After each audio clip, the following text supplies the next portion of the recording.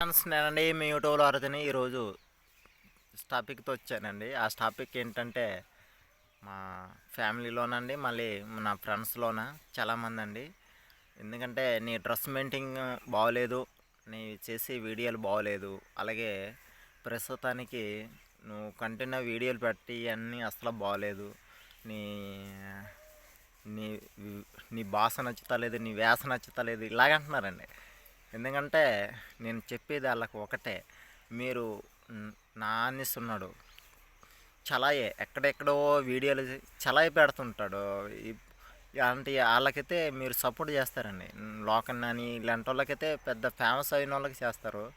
నేనేదో నా వంతు నేను ఎలాగున్నా నేను చేస్తున్నాను. నాకు ఎందుకంటే నేను పెద్ద ఏం చదువుకోలేదండి. వాళ్ళకన్నా తెలివితేటలు నాకు లేవు, మీకున్న తెలివితేటలు నాకు లేవండి ప్రస్తుతానికి. నేను ఎందుకంటే నా ఇంట్లో నా పరిస్థితి బాగోలేదు, కానీ నా ఇంట్లో కూడా నాకు మా ఇంటికట్టోళ్ళ కూడా నేను నచ్చను. కానీ ఎందుకంటే కన్న వాళ్ళ కాడ ఎందుకు ఉంటున్నానంటే అది కన్నీళ్ళతోనే బాధతోనే నేను భరించుకొని చెత్తి నాకు ఉంది. అందుకని వాళ్ళు ఎన్నన్నా కానీ నేను ఇంట్లో ఉంటున్నాను. అది ఎందుకంటే మీతో నేను పంచుకోవాలని, అది ముఖ్యంగా మీతో పంచుకోవాలని నేను ఎప్పటికీ ఇది చెప్పనే టాపిక్. అందుకని నేను అలాగలాగలాగా ముందుకు వెళ్ళగలుగుతున్నాను.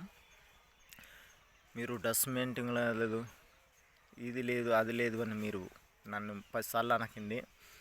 మీరు ఇష్టం వస్తే శివుడు వచ్చండి, కష్టమైతే మానొచ్చు.